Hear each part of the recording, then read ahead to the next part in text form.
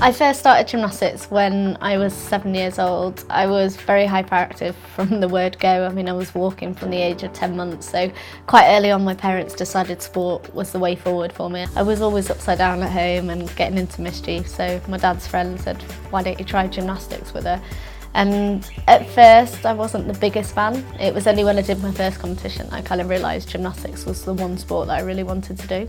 In 2003 I finished my A-levels and I did 1 year leading into Athens where I just did gymnastics, and I found it really difficult to be able to switch off. Liverpool Drummers couldn't have done any more to help me. I mean, when I first approached them I did kind of make it quite clear that I still wanted to keep up my sporting and my gymnastics to a high level, and straight away they said, well, that's why we're here, to support you. My 3 top tips are: 1, you have to be so organised. I mean, you have to be able to fit all of your training in and obviously still get your academic studies in. The second piece of advice is get your tutor on side. My first thing I did was go and meet with my personal tutor, explain to them how much training I do, when I'm likely to be away, what competitions I'm working towards, and then they can obviously make all the lecturers aware of what's going on. And thirdly, just remember it is possible. I competed in 2 university games. I went to Izmir in 2005 and Belgrade in 2009. For me,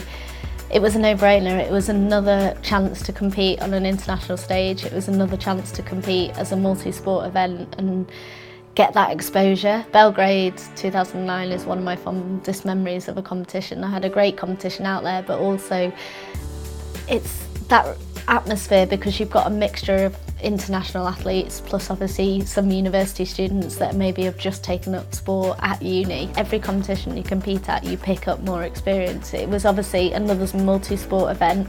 You're in a village scenario, there's lots of distractions going on, and some of the athletes are there because they're international performers and some of them are there because they picked up sport at university, so there's 2 very different vibes going on. So it's learning how to sort of step away from that and just focus on your job in hand.